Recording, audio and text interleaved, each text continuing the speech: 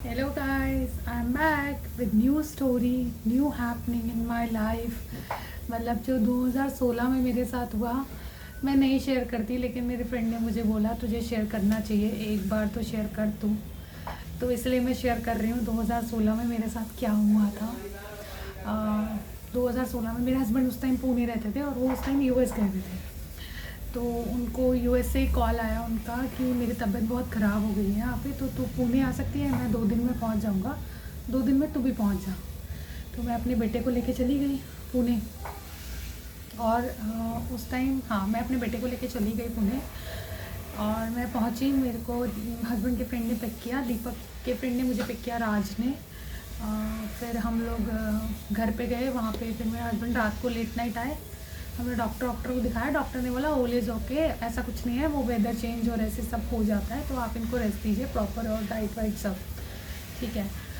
और उस टाइम करवा चौथ भी थी, तो हमने करवा चौथ वगैरह सब मतलब सब ओकेजन वगैरह हो गया। फिर मैं वापस आने लगी। मेरे साथ मेरा छोटा बेटा गया था, बड़ा बेटा नहीं गया था, वो यहीं दादी के साथ था, क्योंकि मैं ऑलरेडी एक इमरजेंसी में जा रही थी, तो मम्मी दोनों बच्चों को नहीं संभाल पाती एक साथ, इसलिए मैं एक को ले गई और एक को ही छोड़ गई। मैं वहाँ से वापस आ रही थी, मेरी सुबह 4 बजे की ट्रेन थी, आई थिंक गोवा एक्सप्रेस थी, आई थिंक, मुझे याद नहीं अब ट्रेन का नाम। 4 बजे की ट्रेन है, वो वहाँ से चलती है 4 बजे। तो मेरे हस्बैंड उठे और मुझे 4 बजे मैंने वही ट्रेन के लिए, मैं मोस्टली ट्रेन के लिए खाना बना के यहाँ से भी दिल्ली से जाती थी, जब ट्रेन से खाना लेके जाती थी, और मैं वहाँ से आती थी जब भी खाना लेकर, हस्बैंड के लिए बना के रख दिया और अपने लिए ले लिया। मेरे हस्बैंड ने मुझे ट्रेन में बिठाया 4 बजे और वो चले गए, और हम भी सो गए, मैं और रक्षण ट्रेन में सो गए। मेरे हस्बैंड घर आके सो गए। 9 बजे, 8:30 9 बजे के बीच मेरे बेटे ने बोला मुझे वॉशरूम जाना है, जब मेरा बेटा 2.5 साल का था। मैंने बोला आप वॉशरूम जाना है, आपने डायपर पहना, आप इसी में कर, मैं बाद में चेंज, नहीं मुझे वॉशरूम ही जाना है। ठीक है, मैंने क्रॉस वाला बैग टांगा हुआ था, छोटा सा बैग था, उसमें मेरे हस्बैंड मेरे लिए लिपस्टिक लाए थे, तो मैंने उसी में रख ली थी, यूएस से लाए थे। और उसमें 2000 का नोट था, 2 फ़ोन थे मेरे। उस टाइम मैं 2 फ़ोन रखती थी, एक कैमरे वाला, एक विदाउट कैमरे वाला। अभी भी मेरे पास 2 नंबर है, बट मैं उस टाइम 2 फ़ोन रखती थी, मुझे शौक था ऐसे 2 फ़ोन रखने का। और उसमें बहुत सारे पैसे, चिल्लड़ विल्लड़ बहुत चीज़ें थी उसमें। तो मैंने बोला ठीक है, हम वॉशरूम गए और वॉशरूम कराया उसको।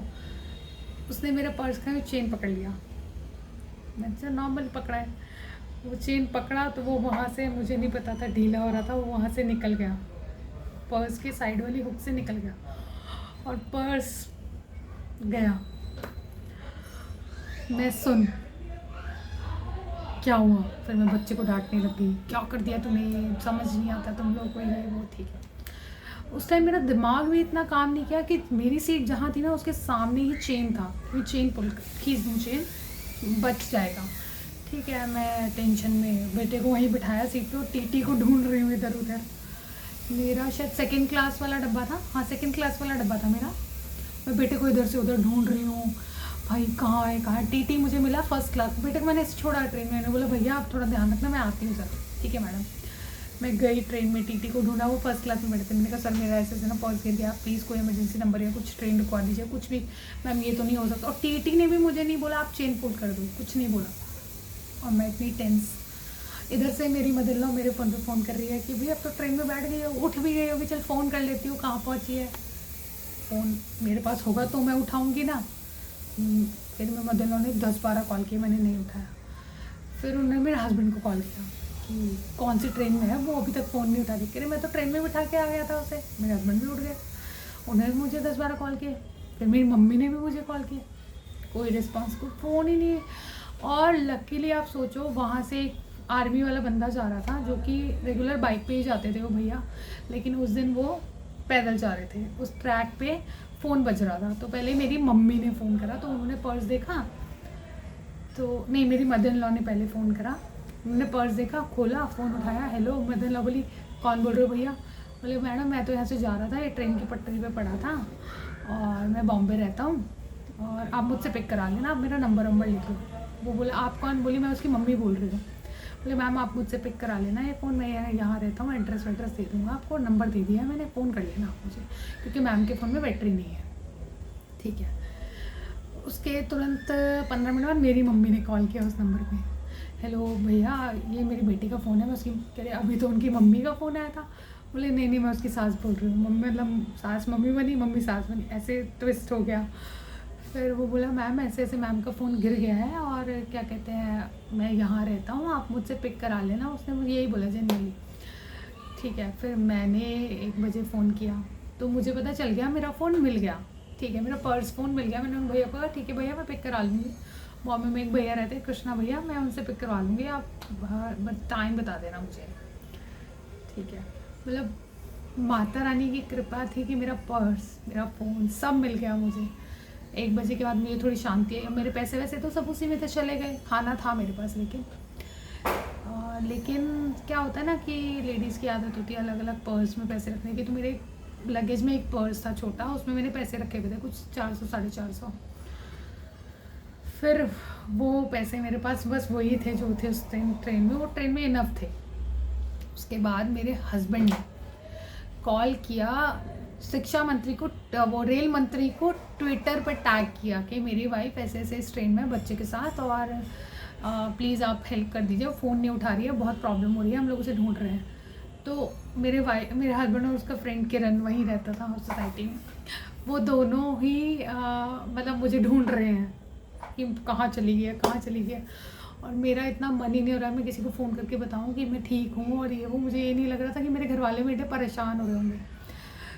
मेरे हस्बैंड को मैं आज तक भी बोलती हूँ कि तुम मुझे नहीं ढूंढ रहे थे, तुम अपने बच्चे को ढूंढ रहे थे, क्योंकि तुम्हें पता है मैं तो कहीं भी चली जाऊँ वापस आ ही जाऊँगी, मार पीट के सब कुछ करके मैं आ जाऊँगी वापस, तुम्हें ये पता है अच्छे से। तो आज भी मैं अपने हस्बैंड को इस चीज़ के लिए ताने मारती हूँ, बट ऐसा नहीं है। वो सीरियसली वरिड थे हम दोनों के लिए कि पता नहीं क्या हो गया है, कहाँ चले गए हैं दोनों, फ़ोन नहीं उठा रही है, ऐसा कभी हुआ नहीं आज तक। ठीक है, टाइम चला गया। फिर शाम के 7 बजे मैंने किसी भैया से कॉल लिया, भैया प्लीज़ एक बार फ़ोन दे दीजिए, मुझे एक फ़ोन करना है।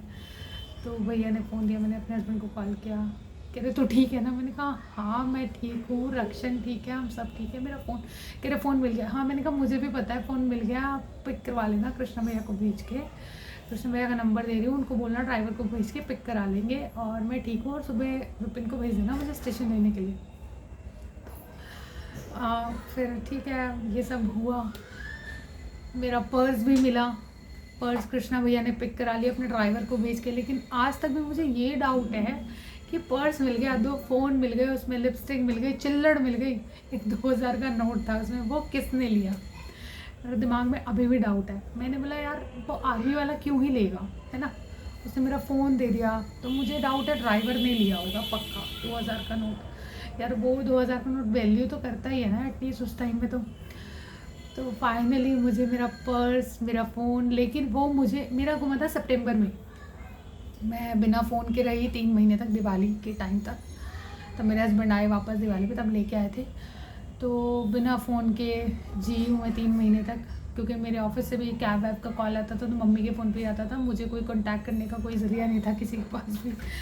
तो ये थी मेरी एक छोटी सी स्टोरी, हैपनिंग कह लो या कुछ भी कह लो, या माता रानी की कृपा कह लो कि मुझे मेरा सामान वापस मिल गया था। बहुत रोई थी मैं, बहुत। फ़ोन चला जाता ना, फ़ोन का दुख नहीं होता है, उसमें जो कुछ इंपॉर्टेंट चीज़ें होती है उनका बड़ा दुख होता है। नंबर हो गए, कुछ ऐसी चीज़ें होंगी जो आपको दोबारा नहीं मिल सकता। और मेरे फ़ोन में अभी भी ना मतलब ऐसे ऐसे नंबर्स हैं जो मतलब मेरे को बहुत ही मुश्किल से ही मिलते हैं, मतलब ऐसे जिनसे बात भी सालों सालों में होती है, बट उनके नंबर सेव होते हैं। तो ये थी मेरी छोटी सी स्टोरी। और जिसने मुझे कहा था ये स्टोरी प्लीज़ एक बार तुम करो, इसको रिपीट करो, मेरा फ्रेंड है किरण पुणे में, जिसने मेरे को ढूंढने में हेल्प की थी। ट्रेन मंत्री को ट्विटर वगैरह पे इन दोनों ने टैग किया था, उसने बोला तुम एक बार शेयर तो करो अपनी स्टोरी, मज़ा आएगा बड़ा सुन के लोगों को। तो ये थी मेरी छोटी सी स्टोरी, जो कि बहुत, अभी भी मैं सोचती हूँ ना, किसी को बताती हूँ तो मैं सोचते हैं यार क्या ही लड़की है तू, मतलब ऐसे छोटे छोटे कांड मैं करती रहती हूँ अपनी लाइफ में। और ये तो बहुत ही बड़ा कांड था जो रक्षण ने मेरी लाइफ में कर दिया था। तो गाइस आप कमेंट करके ज़रूर बताना आपको कैसा लगा ये, और प्लीज़ ज़्यादा से ज़्यादा शेयर करना। और ये ध्यान रखना सबका पर्स नहीं मिलता है, मेरा मिल गया, लेकिन सब इसका वो नहीं होता कि सबको ये पर्स मिल जाएगा। तो गाइस बी सेफ, ट्रैवल जब भी आप करते हो तो प्लीज़ सेफली ट्रैवल करो, अपने बैग्स को अपने सीट पे ही रख के जाओ। वॉशरूम, तब से अब तक मैं ट्रेन में ट्रैवल करती हूँ ना, मैं वॉशरूम, फ़ोन, पर्स वगैरह सब अपनी सीट पे रख के जाती हूँ, किसी को बोल के जाती हूँ भैया ये मेरा सामान रखा, प्लीज़ ध्यान रखना। यही थी मेरी छोटी सी स्टोरी जो मैं आपसे शेयर करना चाहती थी। So thank you. Please comment करके बताना आपको कैसी लगी ये स्टोरी। मतलब रियल लाइफ स्टोरी है, कोई बनाई हुई स्टोरी नहीं है, रियल लाइफ की स्टोरी है। और thank you so much guys, thank you, bye.